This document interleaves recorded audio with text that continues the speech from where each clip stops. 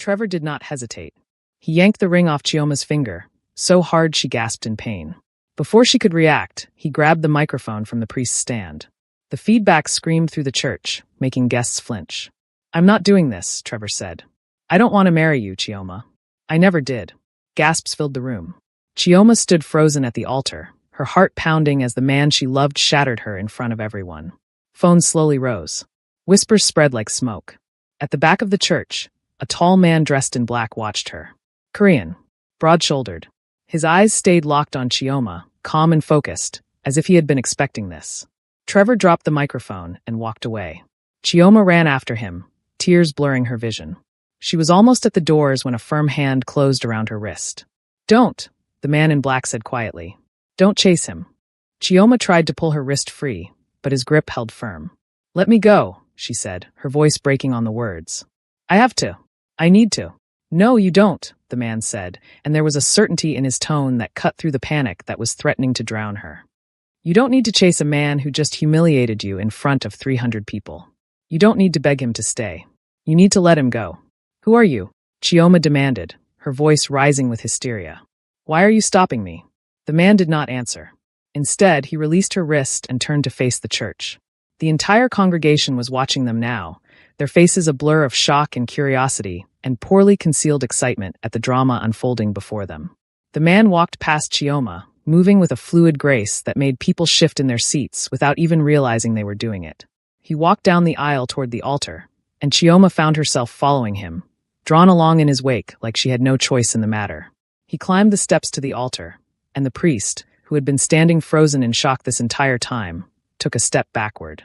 The man stood in the exact spot where Trevor had been standing just minutes before, and he turned to look at Chioma. He held out his hand to her, palm up, an invitation. Chioma stared at him, her mind completely blank, unable to process what was happening. This stranger, this man she did not know, was standing at her altar and holding out his hand like he had every right to be there. "Come here," he said quietly, and something in his voice made her obey. She walked up the steps on shaking legs, her bare feet silent on the marble, and she placed her hand in his.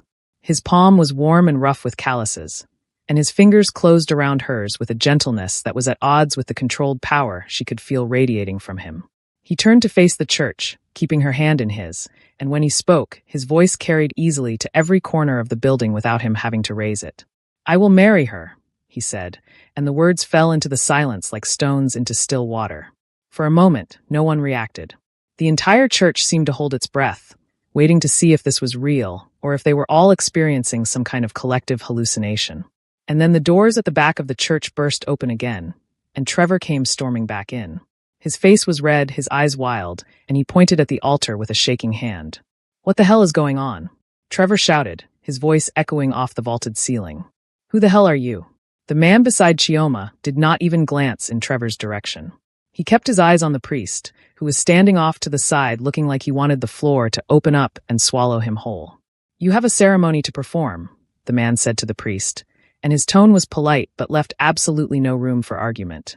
"Perform it." Trevor started marching down the aisle, his hands clenched into fists at his sides. "You can't do this. She's my fiancée. We were supposed to get married."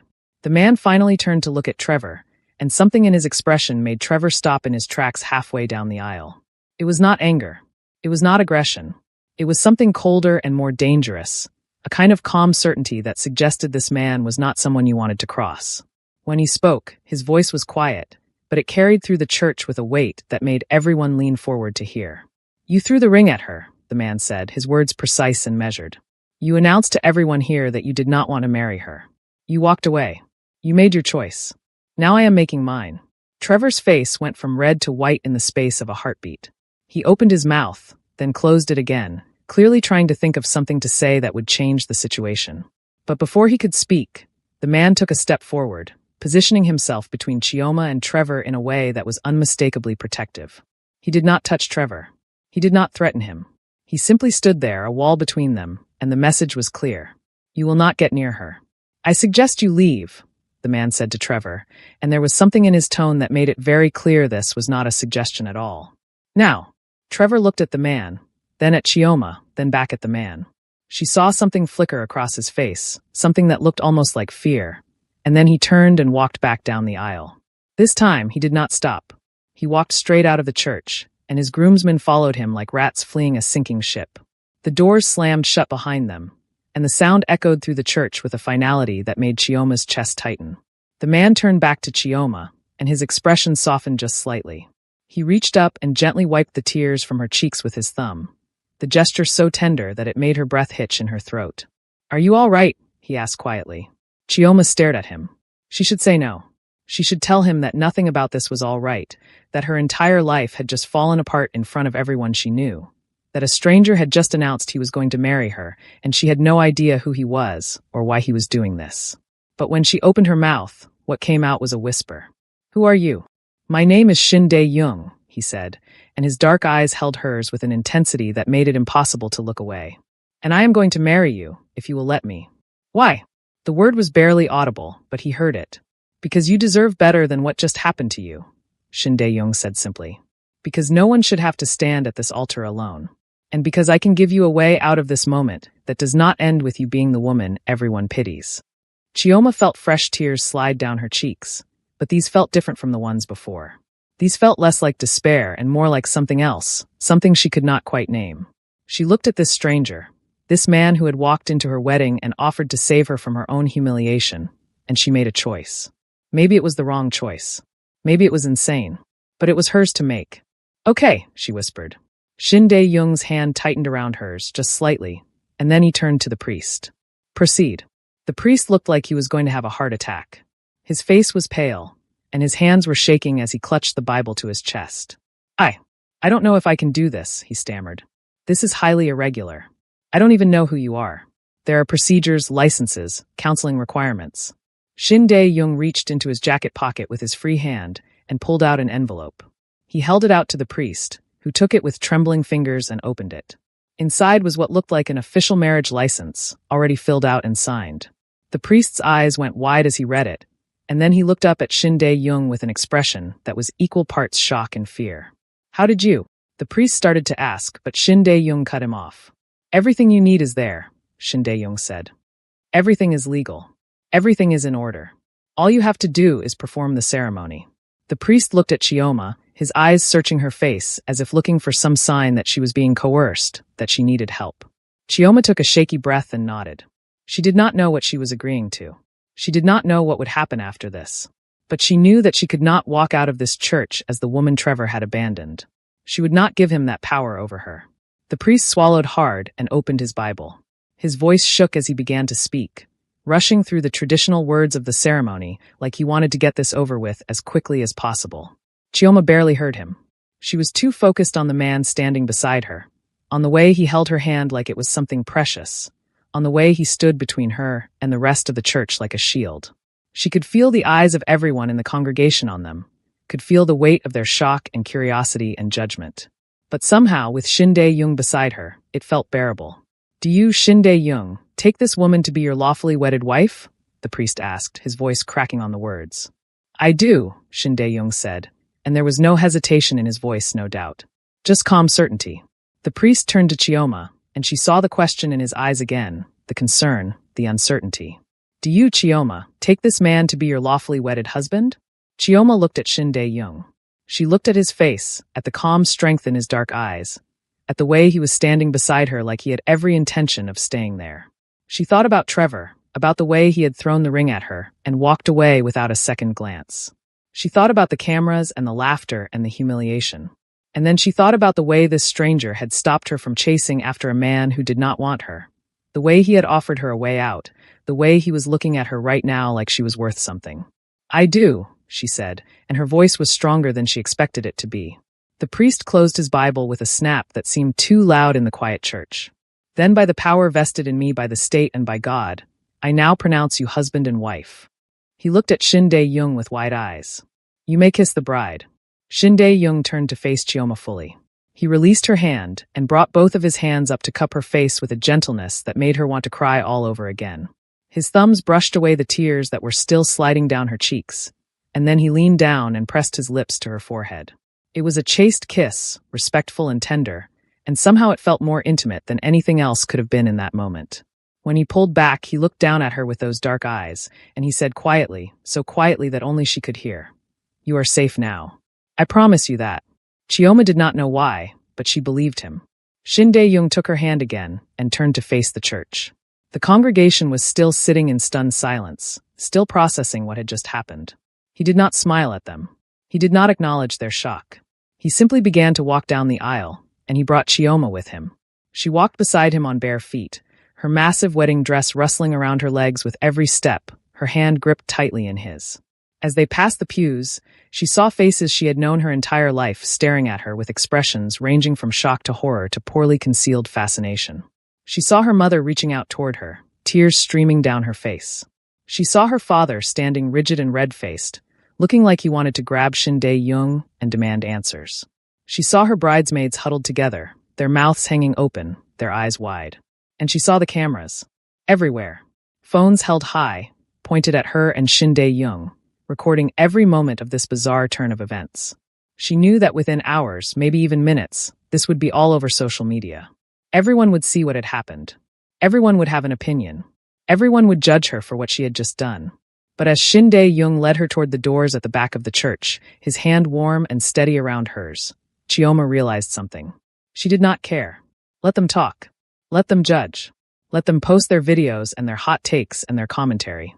Because for the first time since Trevor had pulled that ring off her finger, she did not feel like she was drowning. She felt like someone had thrown her a lifeline, and she had grabbed it with both hands. They reached the doors, and Shin Dae-young pushed them open with his free hand. Sunlight poured in, warm and bright, and Chioma had to squint against it. Outside, a sleek black car was waiting at the curb, its engine already running. A man in a dark suit stood beside the open rear door, his hands clasped in front of him and his face expressionless. Shin Dae-young led Chioma down the steps of the church and across the sidewalk to the car. He helped her inside, his hand on her elbow guiding her as she gathered up the voluminous skirt of her dress and slid across the leather seat. Then he climbed in after her, and the door closed with a heavy sound that seemed to seal them off from the rest of the world. The car began to move immediately. Chioma turned to look out the back window and saw people spilling out of the church, saw them standing on the steps and pointing at the car as it drove away. She saw her father pushing through the crowd, his mouth open as he shouted something that she could not hear. She saw cameras flashing, saw phones held high to capture video of the car disappearing down the street. And then the church was behind them, growing smaller and smaller until it was just a white speck in the distance. And then it was gone entirely. Chioma turned back around and pressed her hands to her face. Her whole body was shaking. The adrenaline that had been keeping her upright was starting to drain away, and in its place was a bone-deep exhaustion that made her want to curl up into a ball and never move again. She took several deep breaths, trying to calm herself down, trying to make sense of what had just happened. She had just married a complete stranger. She had just left her entire family and all of her friends standing in a church without any explanation. She had just gotten into a car with a man she did not know and driven away to a destination she could not even begin to guess. "Where are we going?" she asked, and her voice sounded strange to her own ears, high and thin and on the verge of breaking. Shin Dae-young was sitting beside her, his hands resting on his knees, his posture relaxed despite the insanity of what had just occurred. He looked at her, and his expression was calm and steady, exactly the same as it had been in the church. "Somewhere you can breathe," he said. "Somewhere no one will bother you for a while." Chioma shook her head. The whole thing felt surreal, like she was watching it happen to someone else.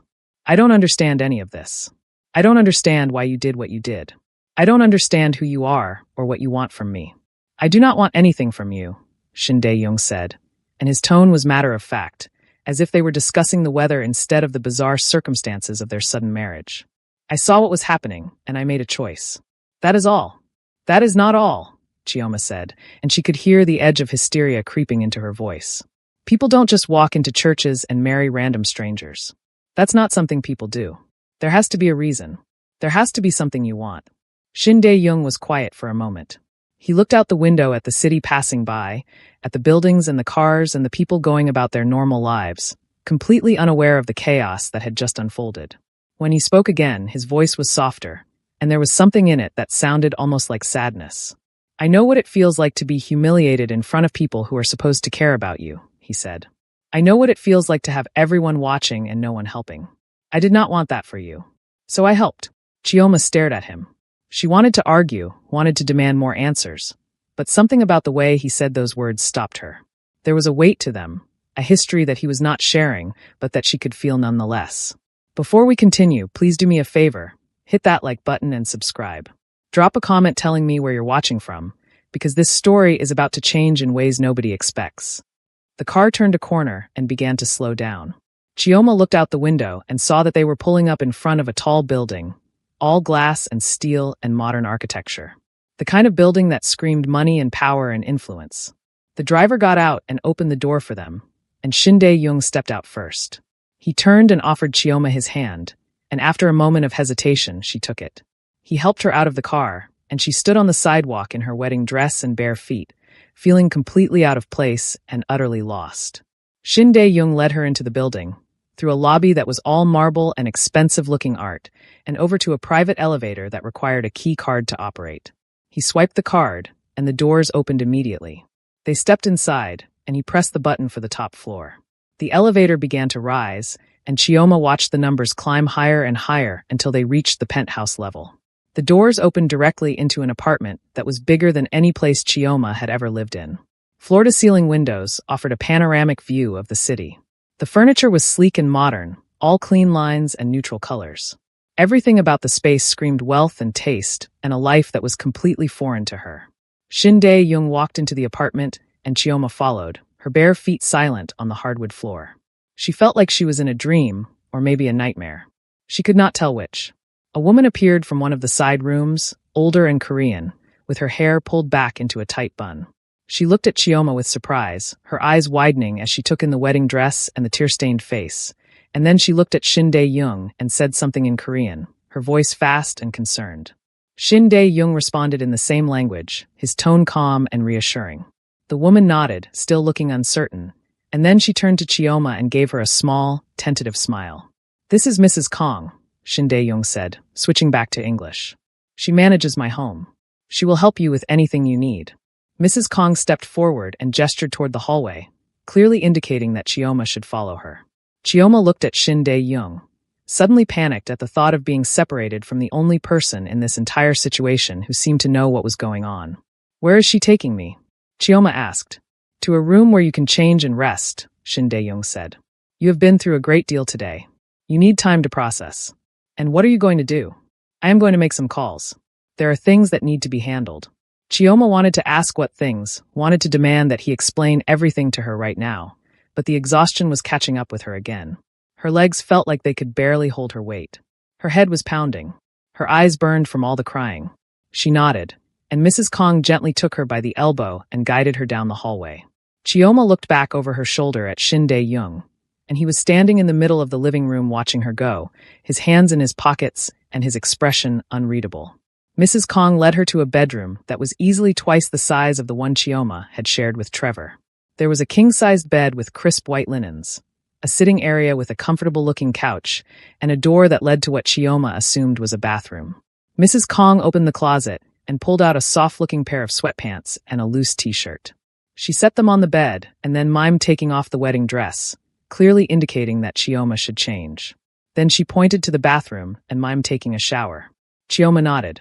Mrs. Kong gave her another small smile and then left, closing the door quietly behind her. Chioma stood in the middle of the room, alone for the first time since the ceremony, and she felt the full weight of everything that had happened crash down on her. Her knees buckled, and she sank down onto the edge of the bed, her hands gripping the comforter so tightly that her knuckles turned white. She sat there for a long time, staring at nothing, her mind completely blank. And then finally the tears came again. They came hard and fast and endless, and she let them. She cried for Trevor and the life she had thought they were going to have. She cried for the embarrassment and the humiliation of having him throw a ring at her in front of everyone. She cried for the confusion and the fear of not knowing what was going to happen next.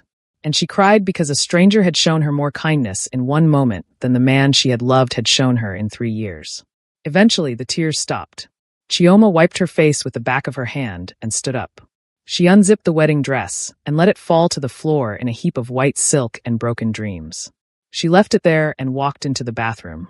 It was huge and luxurious, with a walk-in shower that had multiple shower heads and a bathtub that could easily fit 2 people. She turned on the shower and stepped under the hot water, letting it wash away the makeup and the tears and the feeling of being on display. She stood there until the water started to run cold, and then she turned it off and dried herself with a towel that was softer than anything she had ever felt. She put on the sweatpants and t-shirt that Mrs. Kong had left for her, and they fit perfectly, which was strange and a little unsettling. How had Shin Dae-young known her size? How had he had clothes ready for her? The questions swirled in her mind, but she pushed them away. She was too tired to deal with them right now. She walked back into the bedroom and climbed into the bed, pulling the covers up to her chin. The sheets smelled clean and fresh, like laundry detergent, and something else she could not quite identify. She closed her eyes, expecting to lie awake for hours replaying the day's events in her mind. But instead she fell asleep almost immediately, her body finally giving in to the exhaustion that had been threatening to overwhelm her since the moment Trevor had pulled that ring off her finger and thrown it at her feet. When Chioma woke up, the room was dark. She sat up in bed, disoriented and confused, and it took her a moment to remember where she was. The events of the day came flooding back, and she groaned and pressed the heels of her hands against her eyes. It had not been a dream. Trevor really had humiliated her at the altar. A stranger really had married her. She really was in his apartment, in his bed, wearing his clothes. She looked at the clock on the nightstand and saw that it was almost 8 in the evening. She had slept for hours. Her stomach growled, reminding her that she had not eaten anything since breakfast, and that had been over 12 hours ago.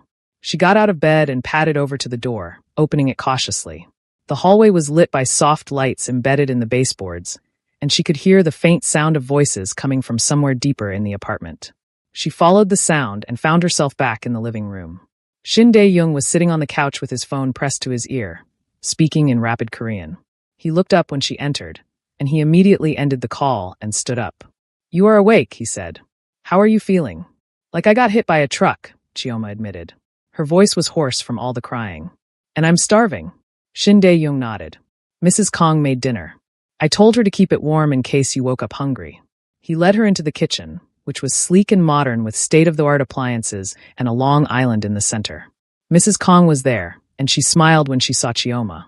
She immediately began pulling dishes out of the oven and setting them on the counter. There was rice and some kind of stew and grilled vegetables and kimchi. The smells made Chioma's mouth water, and she realized just how hungry she was. Mrs. Kong filled a plate and handed it to her, gesturing for her to sit at the island. Chioma sat, and Shin Dae-young sat beside her. Mrs. Kong filled a plate for him as well, and then she excused herself and left the kitchen, giving them privacy. Chioma ate in silence for a few minutes, and Shin Dae-young did the same. The food was delicious, rich and flavorful, and exactly what she needed. When she had eaten enough to take the edge off her hunger, she set down her fork and looked at him. "I need you to explain what is going on," she said. "And I need you to tell me the truth. No more cryptic answers. No more vague statements. I need to know who you are and why you did what you did, and what happens next." Shin Dae-young set down his own fork and turned to face her. He looked at her for a long moment, as if he was deciding how much to tell her, and then he sighed. "My name is Shin Dae-young, and I run a significant portion of the business operations in this city." "What kind of business operations?" "The kind that exist in the spaces between legal and illegal. The kind that most people prefer not to know about." Chioma's stomach dropped. "You're telling me you're a criminal." "I am telling you that I operate outside the boundaries of what most people consider acceptable," Shin Dae-young said. "I have investments in legitimate businesses, but I also have interests in things like gambling, imports that do not always go through proper channels, and financial arrangements that would not hold up to close scrutiny. I employ people who ensure that my interests are protected, sometimes through means that are not entirely peaceful." "You're in the mafia." Shin Dae-young tilted his head slightly, considering the word. "That term is not quite accurate, but it is close enough for the purposes of this conversation." "Yes." Chioma pushed her plate away, suddenly not hungry anymore. "And you thought it was a good idea to marry me? To drag me into your world? I thought it was a good idea to keep you from being destroyed in front of everyone you know," Shin Dae-young said, and there was a sharpness to his tone that had not been there before. "I thought it was a good idea to give you an option that did not involve you walking out of that church as the woman everyone would pity. What happens next is up to you." "What do you mean, up to me?" "I mean that you can leave whenever you want. I will not stop you. I will arrange for the marriage to be annulled quietly. You can go back to your life, and I will make sure that the story that gets told is one that does not paint you as the victim. Or you can stay for a while. You can let the dust settle. You can figure out what you want to do next without the pressure of everyone watching and judging. The choice is yours." Chioma stared at him. She had expected him to tell her that she was stuck, that she had no choice, that she was now part of his world whether she liked it or not. But he was giving her an out. He was telling her that she could walk away. The fact that he was offering that made her trust him, just a little bit. "Why would you let me stay?" she asked. "What do you get out of it?" Shin Dae-young looked at her, and for the first time she saw something in his eyes that looked almost vulnerable. "Because I know what it is like to have your life fall apart in front of people who claim to care about you," he said quietly. "And because I do not want you to have to face that alone." Chioma felt tears prick at the corners of her eyes again, but she blinked them back. She had cried enough for one day. She took a deep breath and made a decision. "I'll stay," she said. "Just for a little while. Just until I figure out what I'm going to do." Shin Dae-young nodded. "That is acceptable." They sat in silence for a moment, and then Chioma asked, "What happens now?" "Now you rest. Tomorrow we will deal with the fallout. Your family will want answers. The media will want a story. We will give them something that satisfies their curiosity without revealing too much." "And what about Trevor?" Shin Dae-young's expression hardened. "What about him? He came back to the church. He saw what happened. He's going to want to explain or apologize or something. If he does, he will not get far." "What does that mean?" Shin Dae-young looked at her, and there was something cold and dangerous in his eyes that made Chioma's breath catch. "It means that he made his choice when he threw that ring at you. It means that if he comes near you again, he will regret it. You are under my protection now, Chioma. No one hurts you. Not him. Not anyone." The way he said her name, with that slight accent that softened the edges of the syllables, sent a shiver down her spine. She did not know if it was fear or something else, but she felt it all the same. She nodded, not trusting herself to speak, and Shin Dae-young stood up. He picked up their plates and carried them to the sink, rinsing them off with an ease that suggested he was not a man who relied entirely on staff to take care of him. "You should get more rest," he said without turning around. "Tomorrow will be a long day." Chioma stood up as well. "Where will you sleep?" "In my room. It is down the hall. If you need anything, Mrs. Kong is in the guest quarters on the other side of the apartment. Do not hesitate to ask." He turned to face her, and they stood there in the kitchen looking at each other. Chioma felt like there was something she should say, something that would adequately express the strange mix of gratitude and confusion and fear that she was feeling, but she could not find the words. So instead she just nodded and turned to leave. She made it to the doorway before Shin Dae-young's voice stopped her. "Chioma." She turned back. "Yes, you are safe here. I promise you that." She believed him. She did not know why, but she did. She gave him a small smile, and then she walked back to the bedroom and climbed into bed. This time, sleep did not come as easily. She lay awake in the darkness, staring at the ceiling, thinking about everything that had happened and everything that was still to come. She thought about Trevor and the way he had looked at her with such cold indifference when he threw that ring. She thought about her family and how they must be worrying about her. She thought about Shin Dae-young and the way he had walked into that church like he owned it, like he had every right to be there. She thought about the way he had stopped her from chasing Trevor, the way he had stood between them, the way he had looked at her like she mattered. And as she lay there in the dark, in the home of a man she barely knew, Chioma realized that for the first time in a very long time, she did not feel alone. The next morning, Chioma woke to sunlight streaming through the windows. She had forgotten to close the curtains the night before, and now the room was bathed in golden light that made everything look warm and inviting. She got out of bed and walked to the window, looking out at the city spread out below her. From this high up, the world looked peaceful and orderly, the chaos of the streets reduced to tiny moving dots that could not touch her up here in this glass tower. There was a soft knock on the door, and then Mrs. Kong entered carrying a tray. She set it down on the small table in the sitting area, and Chioma saw that it held a pot of coffee, a plate of toast and eggs, and a glass of orange juice. Mrs. Kong smiled and gestured to the tray, and Chioma thanked her. Mrs. Kong nodded and left, and Chioma sat down to eat. The food was simple but good, and the coffee was strong and hot, exactly what she needed to wake up fully. As she was finishing her breakfast, there was another knock on the door. This time it was Shin Dae-young. He was dressed in a suit again, dark gray this time, and he looked like he had been awake for hours. His hair was perfectly styled, his tie was straight, and there was not a wrinkle anywhere on his clothing. He looked every inch the powerful businessman, and it was hard to reconcile this polished version of him with the man who had walked into a church and upended her entire life. "Good morning," he said. "I hope you slept well." "Well enough," Chioma said. "What's happening today? Your phone has been ringing non-stop since yesterday. Your family is understandably concerned. I think it would be a good idea for you to call them and let them know that you are safe." Chioma's stomach clenched. She had not even thought about her phone. It was probably still in the bridal suite at the church, along with all of her other belongings. I don't have my phone, she said. I had one of my people retrieve it, Shin Dae-young said, and he pulled her phone out of his pocket and handed it to her. Along with your purse and your other personal items.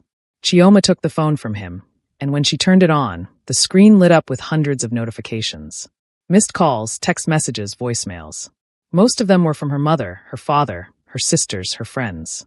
There were also several from Trevor. She felt a surge of anger when she saw his name, and she deleted his messages without reading them. I don't know what to tell them, she said, looking up at Shin Dae-young. Tell them the truth. That you are safe. That you needed time away from everything. That you will speak with them when you are ready. They're going to want to know where I am. They're going to want to come and see me. Then tell them that you are staying with a friend and that you need space. You do not owe them more than that right now. Chioma took a deep breath and nodded. She dialed her mother's number, and it rang only once before her mother picked up. Her mother's voice was frantic, high-pitched, and desperate. Chioma. Oh my God, Chioma, where are you? Are you okay? Who was that man? What happened? Mama, I'm fine, Chioma said, and she tried to keep her voice calm and steady even though her heart was racing. I'm safe. I'm staying with a friend. What friend? Who is he? Why did he take you? We've been so worried. Your father wanted to call the police. We thought you had been kidnapped. I wasn't kidnapped, Mama. I chose to leave. I needed to get away from everything. But you married him. You married a complete stranger. What were you thinking? I was thinking that I didn't want to walk out of that church as the woman Trevor humiliated in front of everyone, Chioma said, and her voice was sharper than she intended. I was thinking that I needed someone to stand beside me, and he did. Her mother was silent for a moment, and then she said more quietly, Who is he, Chioma? Where did he come from? His name is Shin Dae-young. That's all you need to know right now. That's all I need to know? Chioma, you married him. We deserve to know more than his name. Maybe you did, Chioma said. Maybe you deserved to know more before I married him. But maybe someone also should have stopped Trevor from throwing that ring at me. Maybe someone should have come up to the altar and stood with me. But no one did, Mama. So he did. And now I'm here, and I'm safe, and I need you to trust me. Her mother started crying. Chioma could hear the sobs through the phone, and she felt her own throat tighten with emotion. I'm sorry, Mama, she said softly. I'm sorry for worrying you. But I need some time. I'll call you again soon, okay? She ended the call before her mother could respond. Her hands were shaking, and she set the phone down on the table. Shin Dae-young was still standing in the doorway, watching her with that same unreadable expression. That was harder than I expected, Chioma said. It will get easier. Will it? Eventually. Chioma laughed, but there was no humor in it. You don't know my family. No, but I know families. They will be angry and confused for a while, but they will come around. Especially when they see that you are safe and that you are making your own choices. And if they don't, then that is their loss. Chioma looked at him, at the certainty in his eyes, and she wondered what his own family was like. She wondered if he had people who cared about him, who worried about him, or if he was as alone as he seemed. She wanted to ask, but something about his demeanor told her that he would not answer, at least not yet. What happens now? She asked instead. Now we deal with the media. Your wedding was a public event, and what happened has already started to spread. There are pictures online, videos of me walking into the church. People are asking questions. We need to control the narrative before it controls us. How do we do that? We give them a story. One that is close enough to the truth that it feels believable, but vague enough that it does not expose anything we do not want exposed. And what story is that? Shin Dae-young stepped into the room and closed the door behind him. He walked over to the sitting area and sat down in the chair across from her. We tell them that we knew each other before, that we met through mutual acquaintances, that we had been seeing each other quietly, and when your fiancé decided to leave, I made a choice. We play it as a whirlwind romance, something impulsive but not entirely out of nowhere. People are going to ask why I was marrying Trevor if I was seeing you. Then we say that you and I had a falling out, that you thought it was over, that Trevor was a rebound. And when he left you, I realized I could not let you go. Chioma shook her head. That's a lot of lying. It is a lot of protecting. There is a difference. Is there? Shin Dae-young leaned forward, resting his elbows on his knees, and he looked at her with an intensity that made her heart skip a beat. Chioma, the truth is that I walked into that church because I could not stand to watch what was happening to you. The truth is that I did not know you, but I knew enough to know that you did not deserve what he was doing to you. The truth is that I made a choice in a moment, and I do not regret it. But if we tell people that truth, they will not understand. They will dig. They will ask questions. They will try to find angles and motives and reasons. And in doing so, they will make your life a living hell. So we give them a story that they can accept, and we move forward. Chioma bit her lip. She hated the idea of lying, but she also understood what he was saying. The media would not let this go. They would hound her, dig into her life, turn her into a spectacle all over again. If giving them a simple story meant they would leave her alone, maybe it was worth it. Okay, she said. We'll do it your way. Shin Dae-young nodded. I have already drafted a statement. I will release it this afternoon. You do not have to do anything except stay here and stay safe. For how long?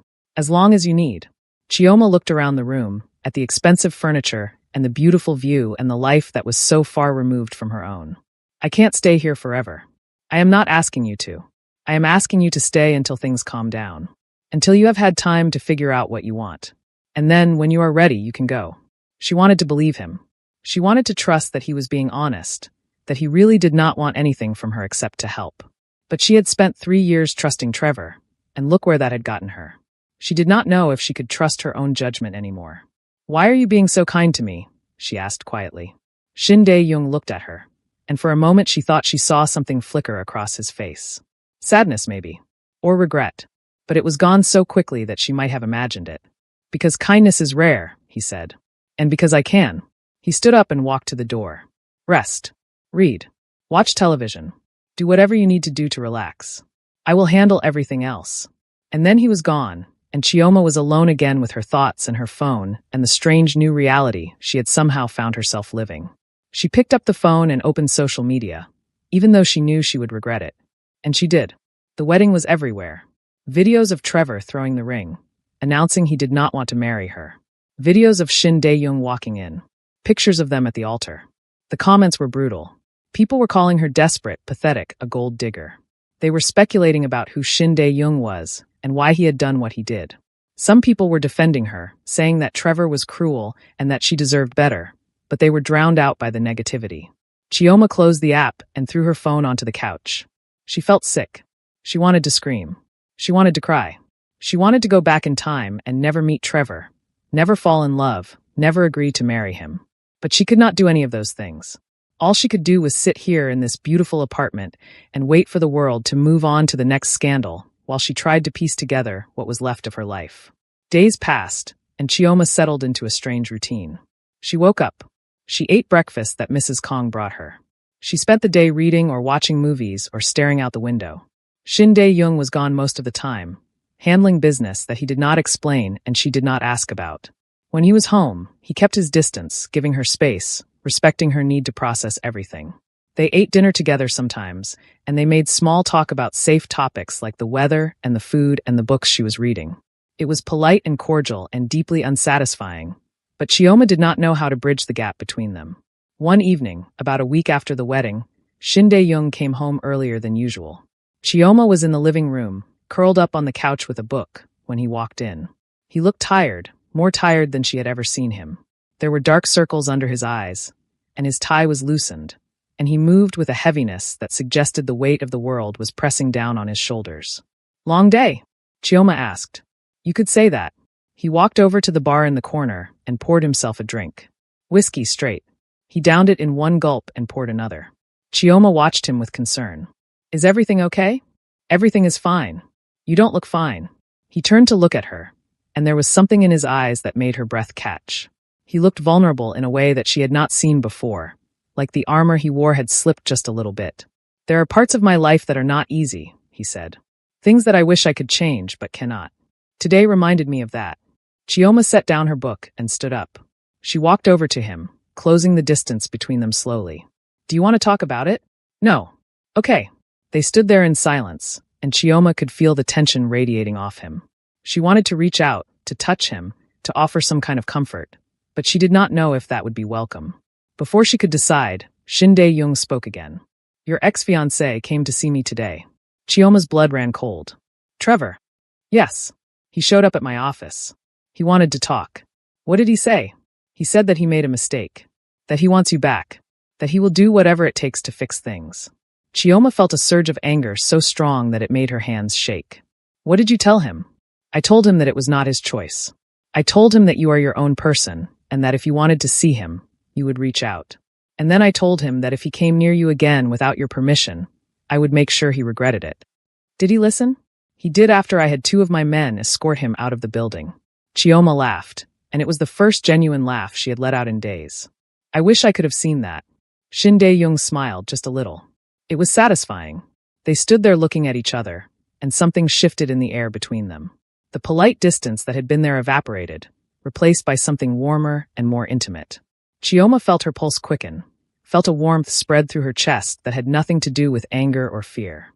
"Thank you," she said softly, "for protecting me, for giving me this space, for everything.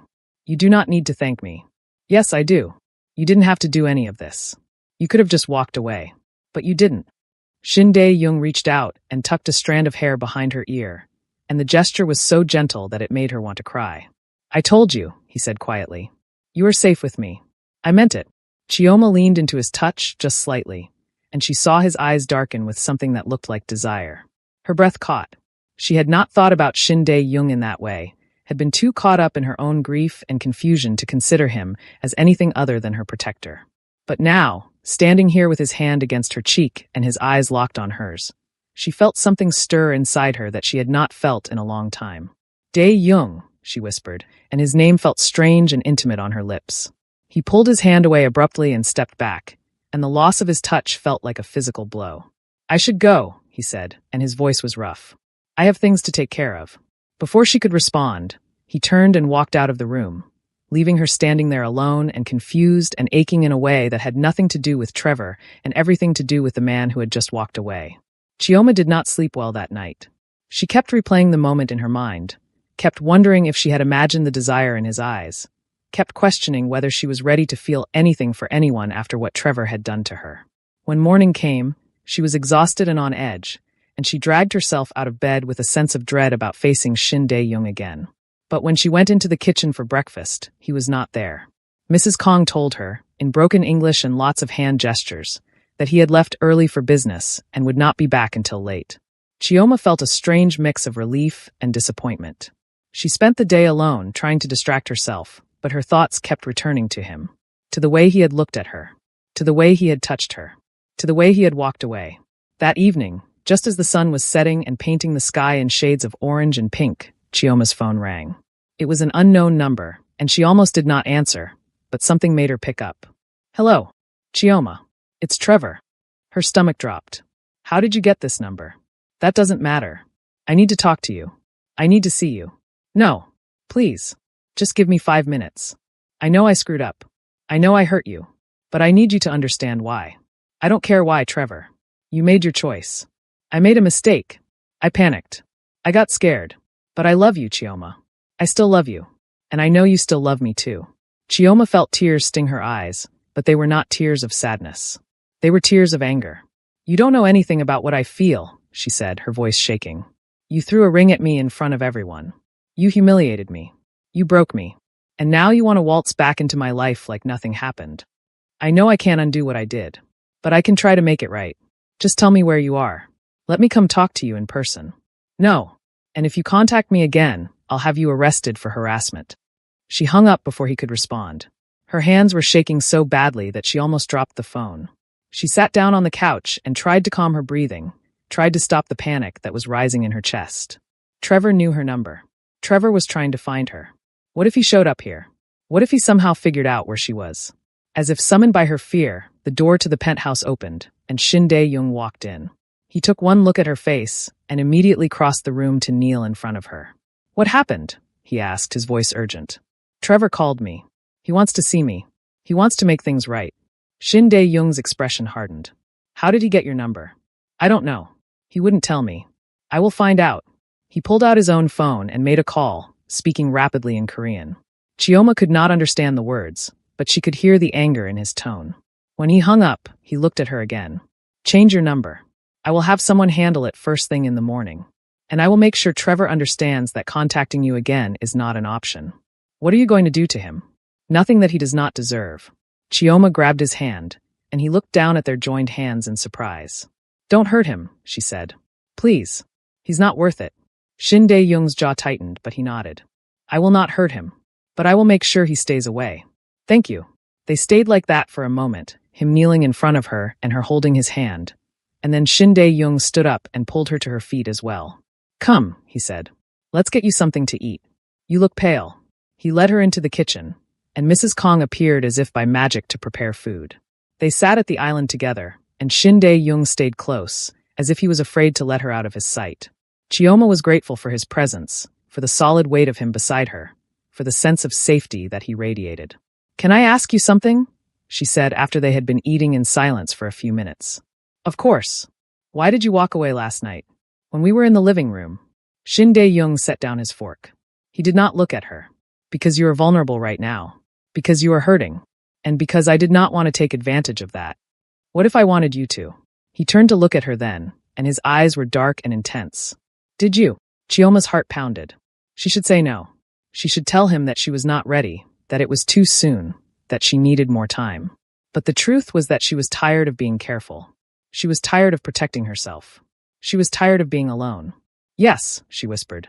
Shin Dae-young's breath hitched. He reached out and cupped her face with both hands, and his touch was gentle and reverent. Chioma, he said, and her name on his lips sounded like a prayer. I do not want to be a rebound. I do not want to be the man you turn to because you are trying to forget him. If this happens, I need it to be because you want me, not because you are running from him. Chioma looked into his eyes, and she saw the truth there. He wanted her, but he was holding himself back, giving her the choice, making sure she was certain. It was the most respect anyone had ever shown her, and it broke something open inside her chest. I'm not running from him, she said. I'm choosing you. Shin Dae-young closed his eyes for a moment, as if he was trying to compose himself, and then he leaned forward and pressed his forehead against hers. Are you sure? Yes. He kissed her then, and it was nothing like the chaste kiss he had given her at the altar. This was deep and hungry and full of all the restraint he had been holding back. Chioma kissed him back with equal fervor, her hands fisting in his shirt, pulling him closer. He lifted her off the stool and set her on the counter, stepping between her legs, and his hands moved to her waist, holding her steady. She wrapped her legs around him, and he groaned against her mouth, the sound sending a shiver of desire through her entire body. They broke apart, both of them breathing hard, and Shin Dae-young rested his forehead against hers again. We should stop, he said, but his hands were still on her waist, his fingers digging into her skin in a way that suggested he did not really want to stop at all. Why? Because if we do not stop now, I will not be able to stop at all. Chioma smiled. Then don't stop. Shin Dae-young let out a shaky breath, and then he kissed her again, and this time there was no holding back. He lifted her off the counter, and she wrapped her arms around his neck, and he carried her out of the kitchen and down the hallway to his bedroom. He kicked the door shut behind them and laid her down on the bed, and then he pulled back to look at her. Are you sure? He asked again, his voice rough. I'm sure. And so he showed her, with his hands and his mouth and his body, exactly how much he wanted her. He was gentle and patient and attentive, and by the time they finally came together, Chioma was trembling with need. It was different from anything she had ever experienced with Trevor. It was more. It was better. It felt like coming home. Afterward, they lay tangled together in the sheets, their bodies slick with sweat, and their breathing slowly returning to normal. Shin Dae-young held her close, his arms wrapped around her like he was afraid she might disappear. Chioma rested her head on his chest, listening to the steady beat of his heart, and for the first time since Trevor had thrown that ring at her, she felt whole. Thank you, she whispered. For what? For seeing me. For choosing me. For making me feel like I matter. Shin Dae-young tightened his arms around her. You have always mattered, Chioma. Even before I walked into that church. You just needed someone to remind you. She closed her eyes and let herself sink into the warmth of his embrace, and she thought that maybe, just maybe, everything was going to be okay. But of course, nothing was ever that simple. The next morning, Chioma woke up to the sound of shouting. She sat up in bed, disoriented and confused, and realized that she was alone. Shin Dae-young was gone, and the shouting was coming from somewhere else in the penthouse. She got out of bed and pulled on one of Shin Dae-young's shirts, which hung down to her thighs, and she walked cautiously out into the hallway. The shouting was coming from the living room, and as she got closer, she could make out words. Two men were arguing in Korean, their voices raised and angry. One of them was Shin Dae-young.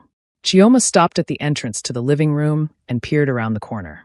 Shin Dae-young was standing in the middle of the room, his hands clenched into fists at his sides, and there was another man with him. The other man was also Korean, older, with gray hair and a face that looked like it had been carved from stone.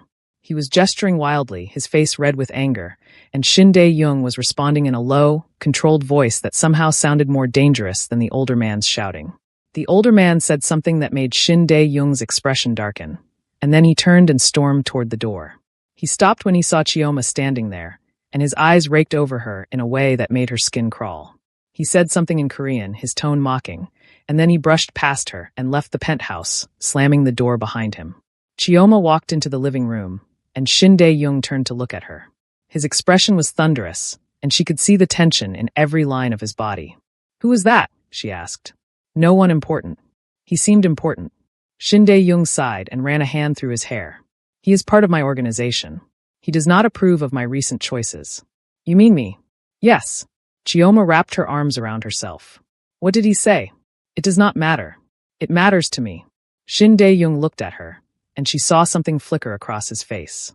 Guilt, maybe. Or regret. "He said that I am making a mistake. That bringing you into my life puts both of us in danger. That I am letting my emotions cloud my judgment." "Is he right?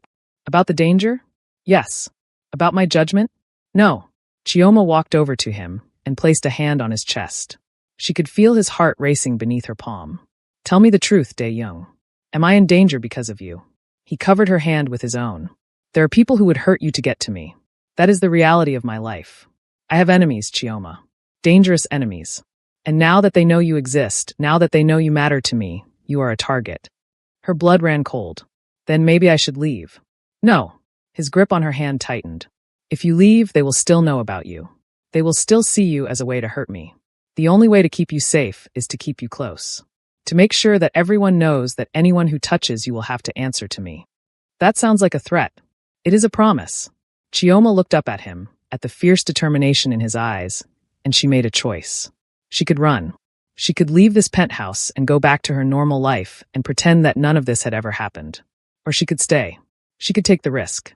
She could choose to be with a man who was dangerous and complicated, and who made her feel more alive than she had felt in years. "Okay," she said. "I'll stay. But you have to promise me something. Anything. You have to be honest with me. No more half-truths. No more vague answers. If I'm going to be in your world, I need to know what I'm dealing with." Shin Dae-young nodded slowly. "I promise." And so he told her. He told her about his organization, about the businesses they ran, and the territories they controlled.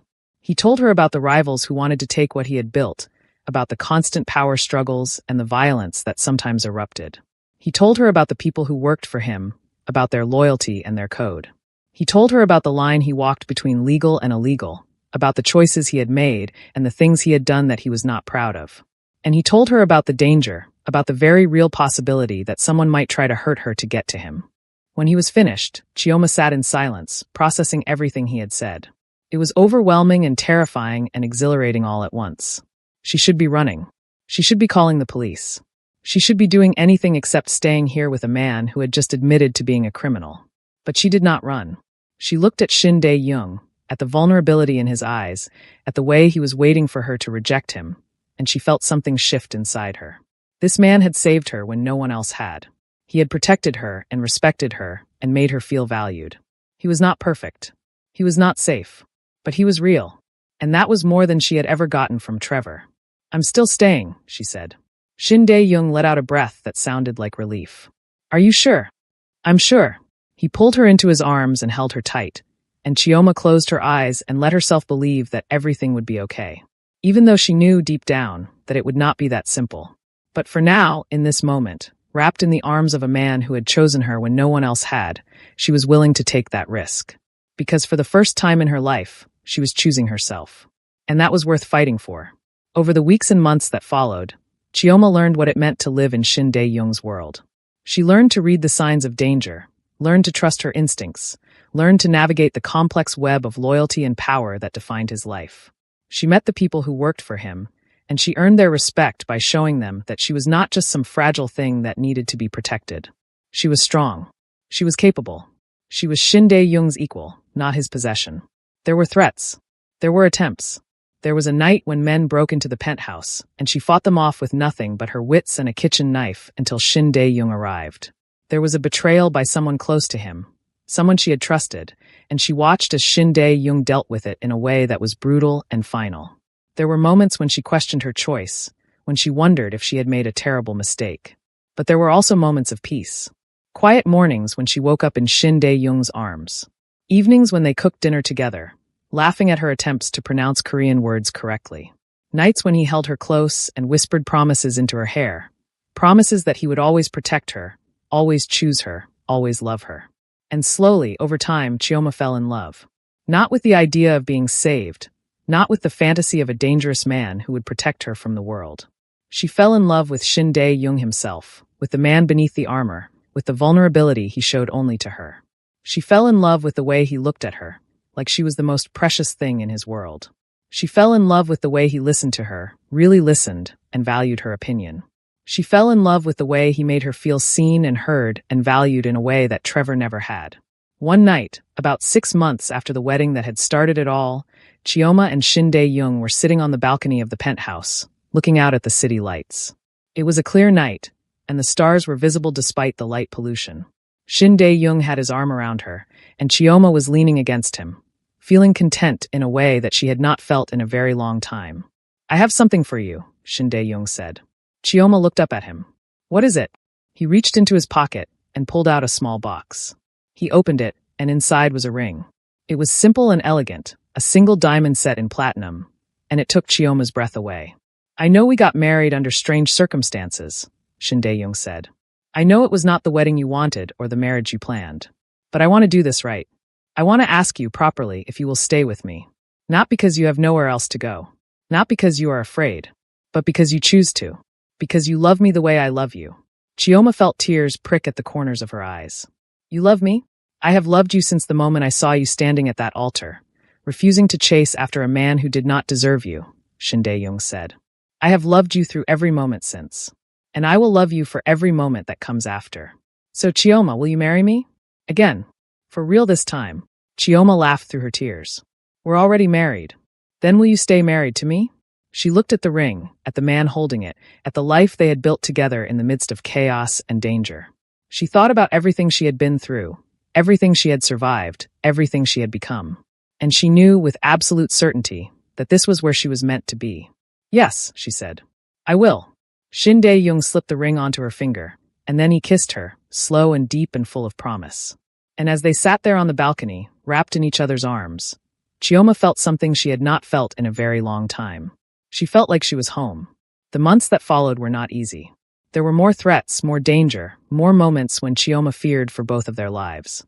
Shin Dae-young's rivals grew bolder, and there was a particularly brutal confrontation that ended with Shin Dae-young doing something shocking and violent to protect her, something that she knew would haunt him even as it saved her life. There were nights when he could not sleep, when the weight of his choices pressed down on him until he could barely breathe.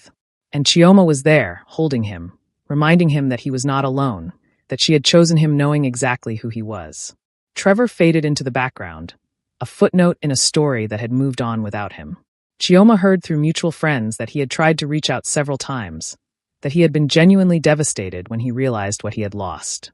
But she felt nothing when she heard these things. No anger, no satisfaction, no lingering pain. Just a mild curiosity about a man who had once been important to her, but now felt like a stranger. Her family slowly came around. It took time, and there were arguments and tears and long, difficult conversations. But eventually, they saw that Chioma was happy, that she was safe, that she had made a choice and was living with the consequences in a way that was honest and brave. Her mother never fully understood, but she accepted it. And that was enough. 1 year after the wedding, Chioma stood in front of the mirror in the bedroom she now shared with Shin Dae-young, looking at her reflection. She barely recognized the woman staring back at her. This woman was stronger, more confident, more certain of who she was and what she wanted. This woman had survived humiliation and danger, and had come out the other side not broken, but forged into something new. Shin Dae-young came up behind her and wrapped his arms around her waist, resting his chin on her shoulder. "What are you thinking about?" he asked. "About how different my life is now," Chioma said. "About how a year ago, I was standing at an altar in a wedding dress, watching my life fall apart. And now I'm standing here with you. And I'm happier than I ever thought I could be." Shin Dae-young turned her around to face him. He cupped her face in his hands and looked into her eyes with that same intensity that had stopped her from chasing Trevor out of the church a year ago. I love you, Chioma. I will spend the rest of my life making sure you never regret choosing me. I don't regret it, Chioma said. Not for a single moment. He kissed her then, soft and sweet and full of the love that had grown between them over the past year. And as they stood there, wrapped in each other's arms, Chioma knew that this was her real wedding. Not the public spectacle in the church. Not the desperate grab at dignity in the face of humiliation. This quiet moment of choosing each other, knowing all the flaws and dangers and complications, and choosing each other anyway. Their life was not perfect. It was messy and complicated and sometimes dangerous. But it was theirs. And that made it beautiful. Thank you so much for listening to this story. I'd love to know what you think. Was Shin Dae-young right to step in the way he did? Did he go too far by bringing Chioma into his dangerous world? What do you think should happen next for them? Should Trevor have gotten a second chance? Drop your thoughts in the comments below, and don't forget to hit that like button and subscribe for more stories like this one. Share this with someone who loves a good romance, and I'll see you in the next one.